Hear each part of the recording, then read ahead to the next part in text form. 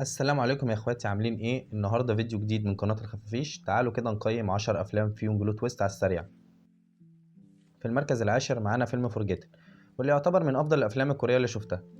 الفيلم بيحكي عن عيلة بتنتقل لبيت جديد، وفي يوم ابنهم الكبير بيتخطف وبيرجع للبيت بعد 19 يوم فاقد الذاكرة. ما يعرفش ايه اللي حصل له، فيبدأ اخوه الصغير بانه يسعى ورا الحقيقة. انطباع عن الفيلم، شايف ان المخرج والمؤلف في نفس الوقت جانج هانج ابدع في الفيلم علشان يطلع لنا فيلم درامي نفسي معقد. وبصراحة شايف إن الفيلم مفهوش لحظة ملل، يعني الإثارة بتشدك من أول مشهد لآخر مشهد، علشان مش تبقى عارف تستوعب إيه اللي حصل من الصدمة اللي هتاخدها. وفي النهاية تقييمي للفيلم 8 من 10.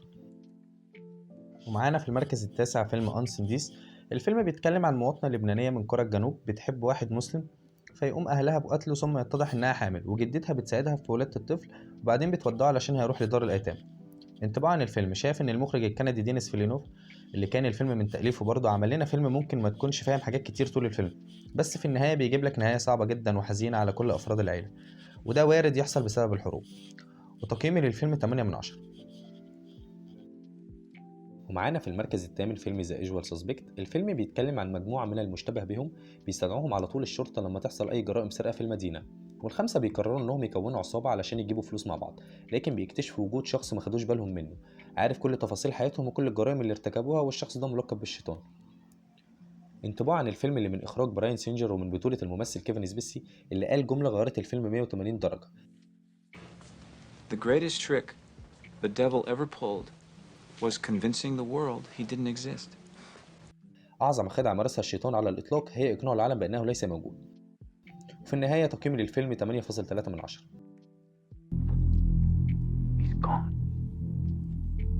ومعانا في المركز السابع فيلم برايمال فير.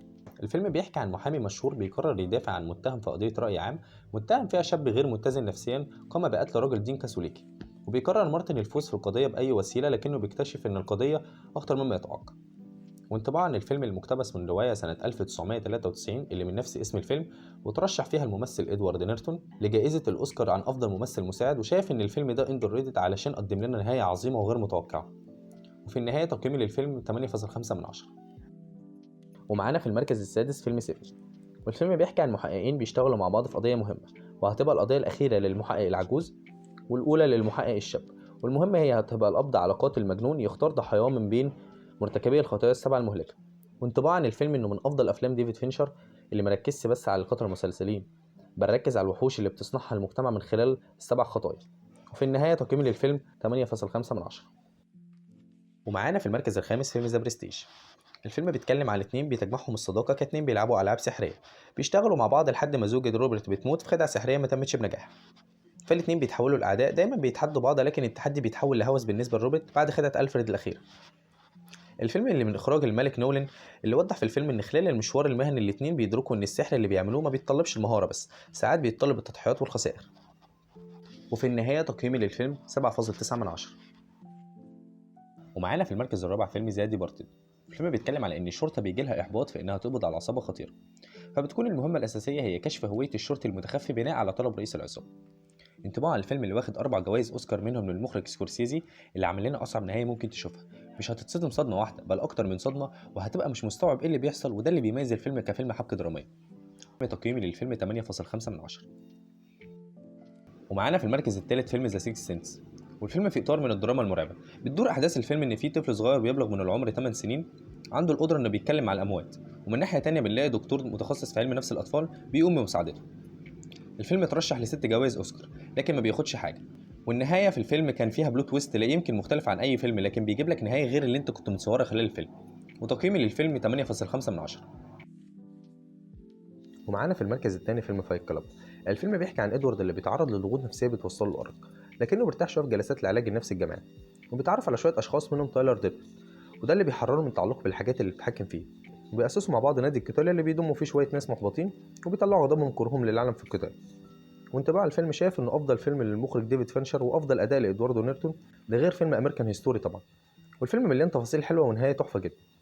يمكن في اراء بتقول عليه اوفر ريتد لانه من نوعيه الافلام اللي لازم تشوفها اكتر من مره عشان تتعمق فيها وتفهم اكتر. وفي النهايه تقييمي للفيلم 9 من 10. ومعانا في المركز الاول والاخير الفيلم الاسطوري شاتر ايلاند. الفيلم بيحكي عن ضابط فيدرالي بيسافر هو وشريكه الجديد تشاك إلى إحدى المستشفيات للمجرمين المختلين عقليا في جزيرة اسمها شطر من أجل التحقيق في قضية اختفاء المريضة راتشل المسجونة بسبب إنها أغرقت أطفالها الثلاثة. بيقابل دانييلز رئيس المستشفى الدكتور جون كولي اللي بيرفض تسليم ملفات العاملين في المستشفى وبيمنحهم من تفتيش الجناح سي، لكن بيحصل اللي مكناش نتوقعه. وانطباع الفيلم شايف ان الفيلم بيعمل استكشاف مخيف لتعقيدات النفس البشريه، واعتقد ان الموسيقى مع البلوت تويست سبب كافي يخلي الفيلم ده اعظم فيلم حبكه دراميه. وفي النهايه تقييمي للفيلم 9 من 10. وفي نهايه الفيديو اعملوا لنا سبسكرايب للقناه عشان ننزل لكم حاجه جديده. الفيديو من كتابه عمر عبد الشافي، مونتاج يوسف سمير، فويس اوفر محمد الجمل. السلام عليكم. Which would be worse? To live as a monster or to die as a good man?